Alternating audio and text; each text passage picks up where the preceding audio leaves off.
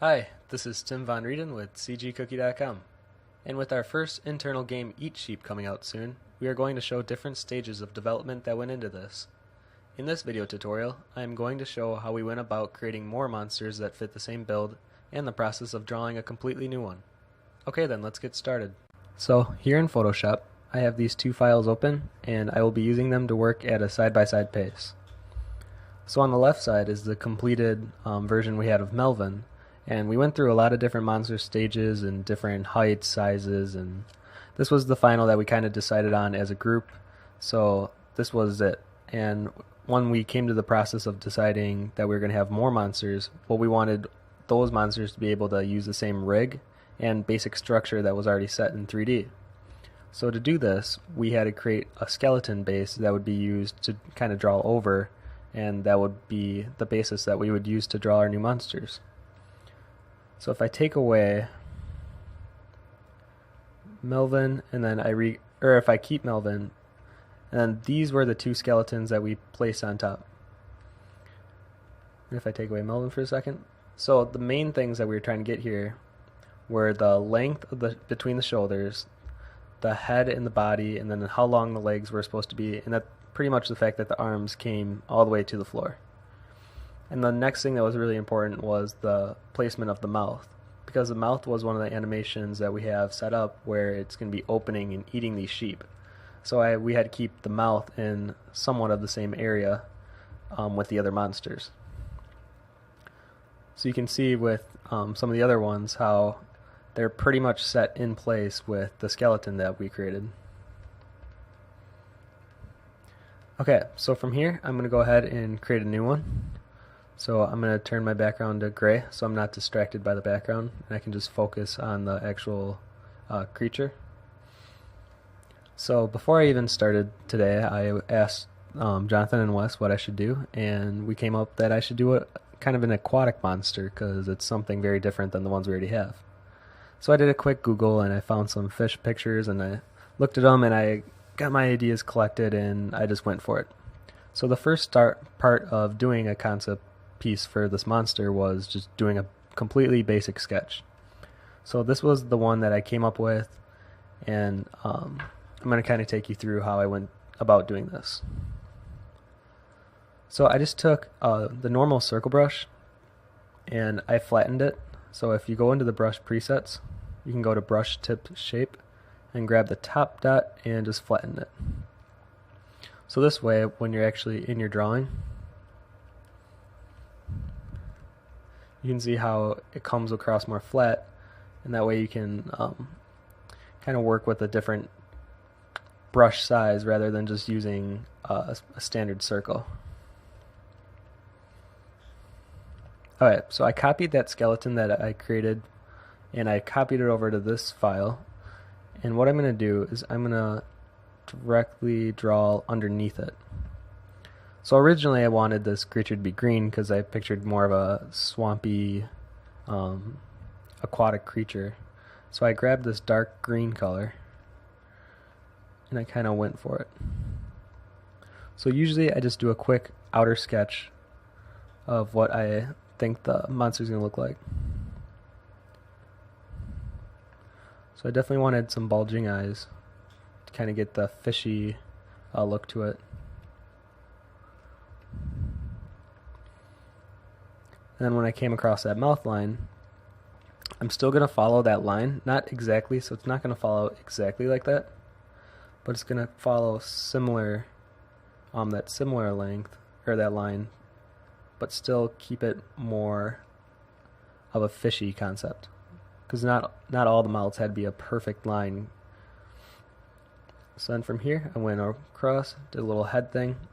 Now when we do something like this tail, or the head fin, I wanted to do initially like something really detailed and maybe rugged looking, but we got to keep in mind that it has to fit in with what the game looks like as a whole. So to do something that looked a little more realistic didn't really make sense. So instead I kind of went for a more simpler fin look. And I'm always trying to keep in the back of my mind that these monsters are trying to look cute. Like, they're not trying to look vicious or aggressive at all. Added some gills.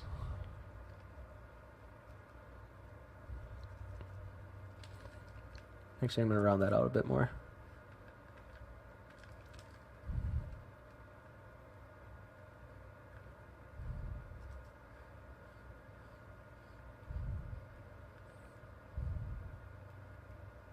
There we go.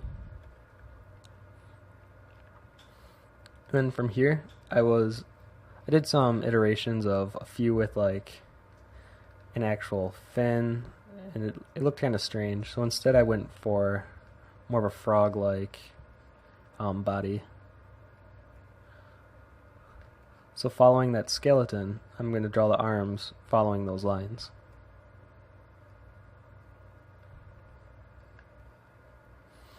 Now for the belly, the basic thing that I tried to remember here was that make it very round and make it seem like it has some weight to it.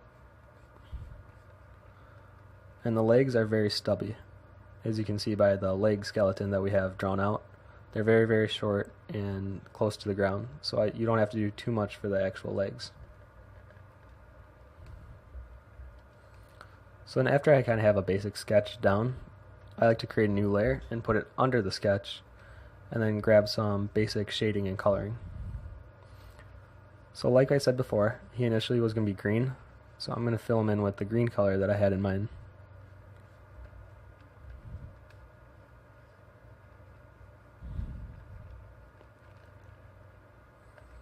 And I'm doing this by pressing down pretty hard on top of the tablet. I'm trying to lay this color down pretty flat, because then I'm going to go in with a lighter color and then work that color over this one.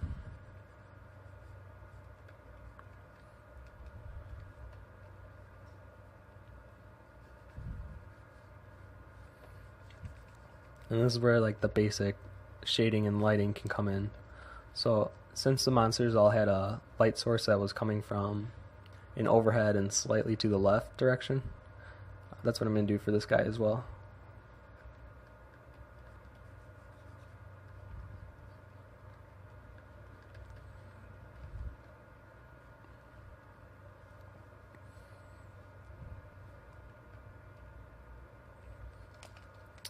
And then I also did some basic shine on the eye to give it a little bit more realism.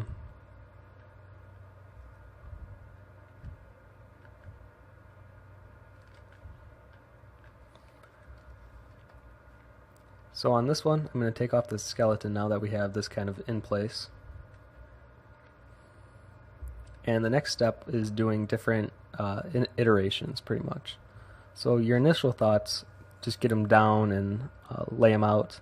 But then there's some changes that you'll see. So for this one, I thought it would be nice if we had the mouth open instead of closed. Kind of give them a little bit more of a happy personality.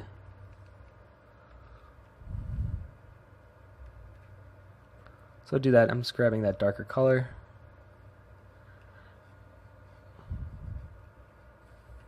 Filling in this area.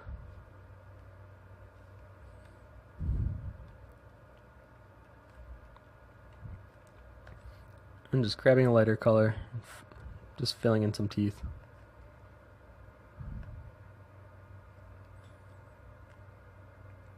And then his tongue.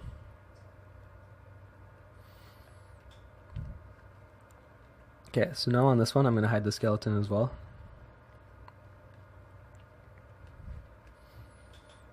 And then this is where some basic shapes come forward. So like the area where his nose should be, I'm kind of playing it off like an aquatic creature, and I'm having it jut out just a little bit above the rest of his face.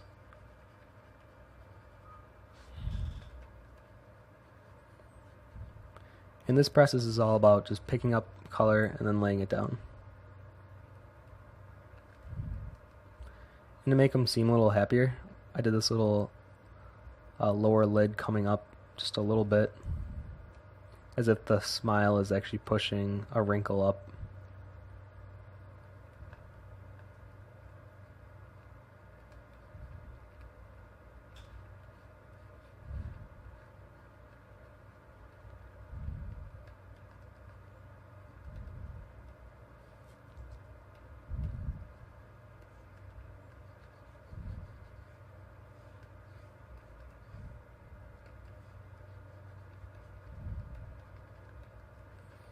Then I also thought it would be kind of cool if the belly color kind of overlapped into the arm, like the underside of the arms and on the legs. So this is probably the most fun part about conception besides the actual rendering part, because you're just kind of laying down different ideas that you don't know if it'll work or not, but you're just trying to see what you think looks best, and it's kind of exciting.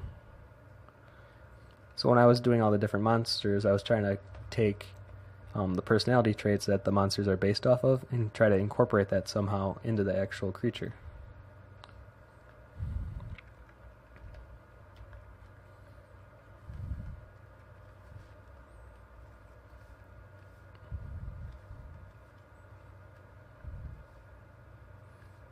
Okay.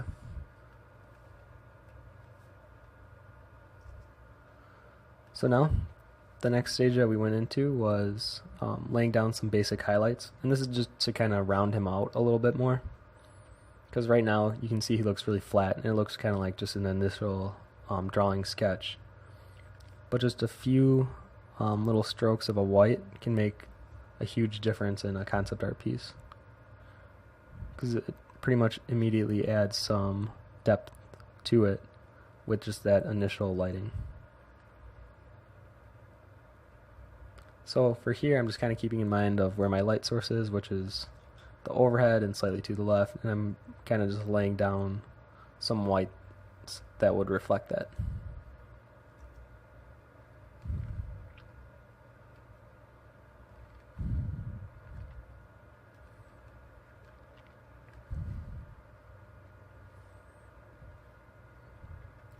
So then from here, I kind of went with a few color overlays. So the initial was a really light blue, and I was like, no, that doesn't really work. So I went with this really kind of bold blue, and I really liked it.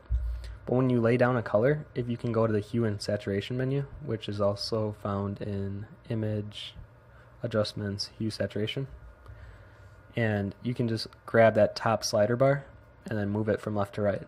And then that's a really easy way to pick maybe a different color that you didn't initially think of, but when you slide it, you see it and you're like, oh man, that looks better than what I initially thought. So that's what happened with this one. I think initially I made them like a greenish color, like something like this. And then I slid the bar over, and I really liked the blue, so I stuck with it. So to lay down pretty much what I just said, on a new layer, I just grabbed a color. So if we grabbed a blue, change the layer to overlay, and then lay it down. And you can see how with an overlay layer you're keeping the same values. So where there's shadows, they retain that shadow. But it's also becoming much more saturated, which I can also change in the hue and saturation menu.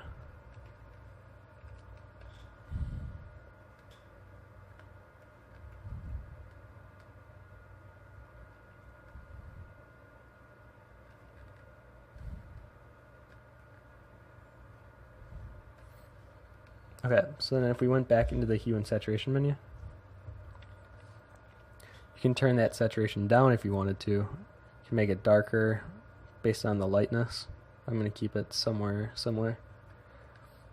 And you can just play with all the different colors and see which one looks the best, pretty much. Okay, so the next part is rendering.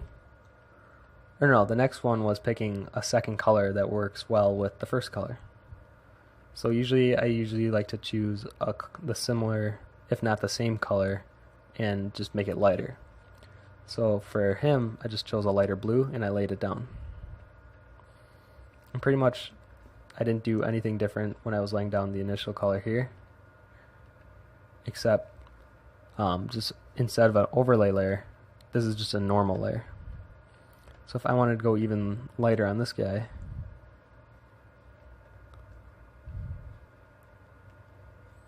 that's what I would do.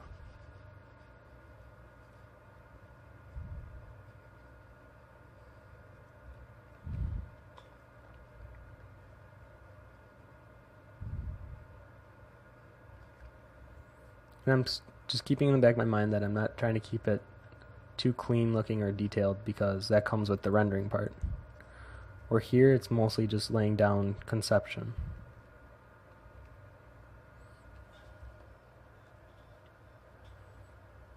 And I also thought it'd be pretty cool if I laid down that color right above his, or right under his upper lip.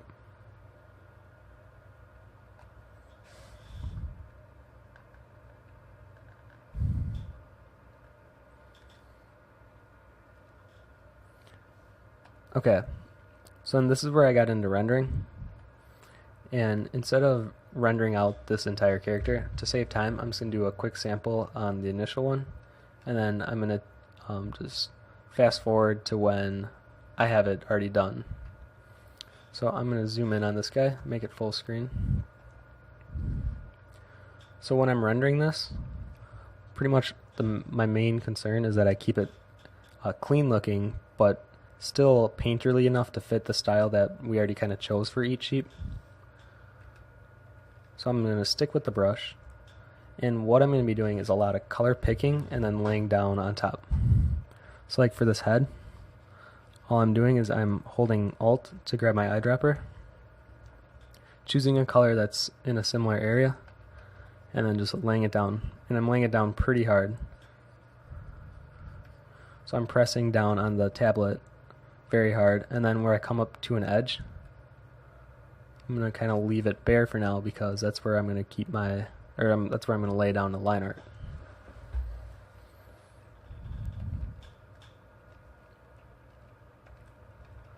So then for the eyes, I just made them a solid dark color.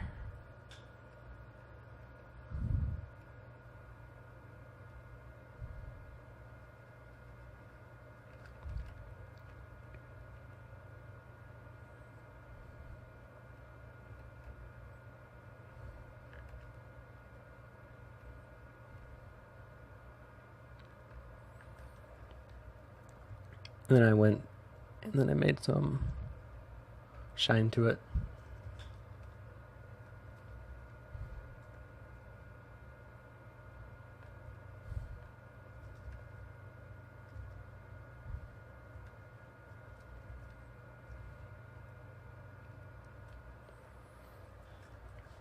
Okay, now for the actual outline part, I just used a standard circle brush. Then I went ahead and went around the entire body of this monster.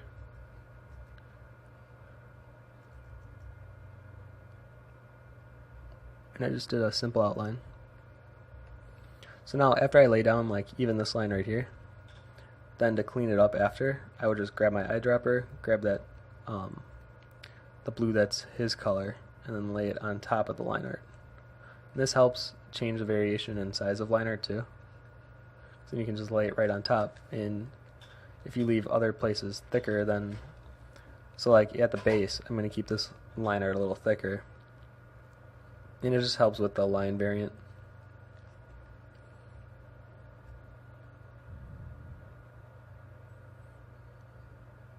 And then you can do this part pretty quick, just depends on how hard you press down, and then just grabbing the color to kind of clean it up.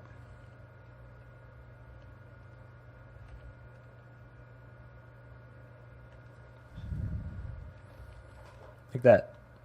So then you'll pretty much do this to the entire piece. So like I said, to save time, I'm going to go ahead and move on.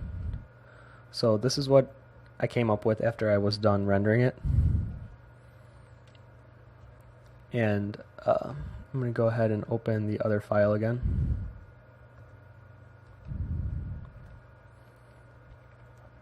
So I just dragged that over to this side as well.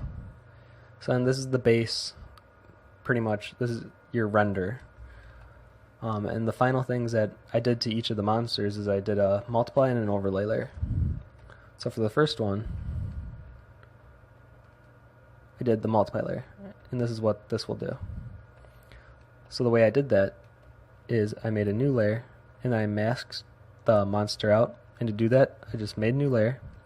You hold Command and choose the picture that you want to select, and then choose the circle that's contained in the gray rectangle, and that's the masking. So you see how when you click that, your selection went away, and instead that this box came up. And what this box means that anywhere that's white you'll be able to draw in, and anywhere that's black you won't be able to draw in. So now if I grab a color that kind of stands out, like red, you'll see how if I lay it down, I can draw inside of the monster, but the red won't escape the monster's outline. So I'm only allowed to draw in that white space.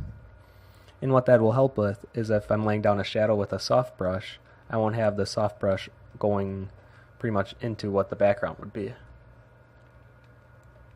So I'm going to grab my soft brush, I'm going to select the blue that's in him, and I'm going to change this layer to a multiply. So now I'm just going to go ahead and lay this down. And all in mind, I'm keeping the fact that the light source is coming from that direction, and I'm kind of deciding, well, where would the shadow be if the light was coming from that direction?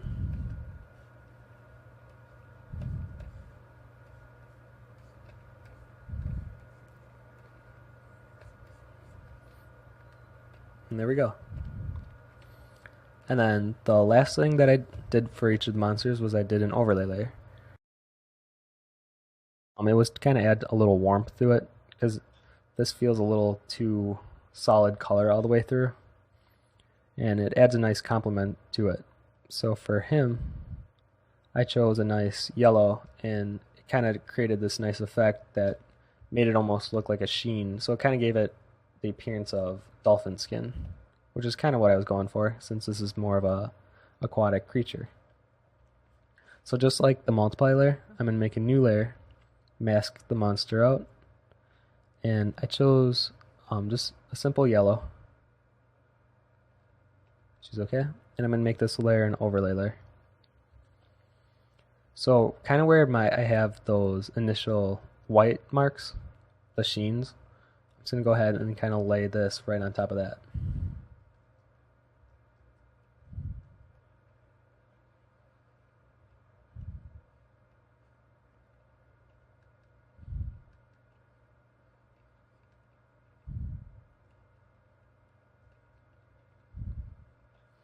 And I don't have to press too hard for the overlay layer, because it'll show up pretty dramatically if I push down too hard. Something like that. So you can just lay it down really softly.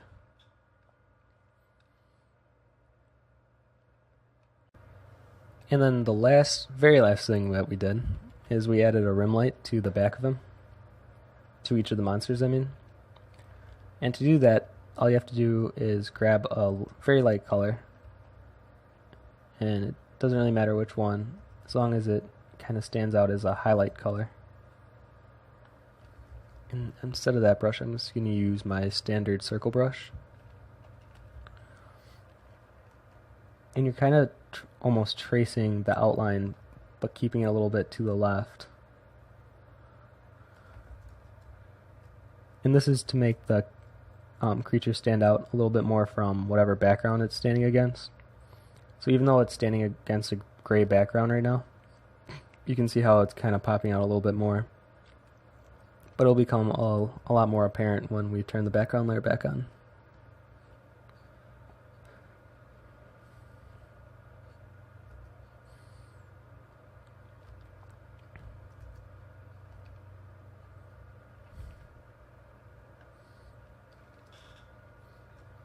Okay, so now I'm going to turn that gray background layer off, and I'm going to turn the background layer that we had originally back on.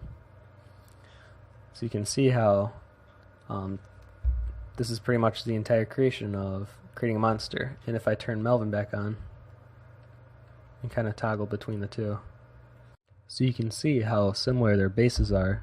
And that was the goal, is to create a base similar enough where they can use the same animation sets and 3D model to start with. So that was the first of our Eat Sheep documentation tutorial. I hope you enjoyed, and thanks for watching.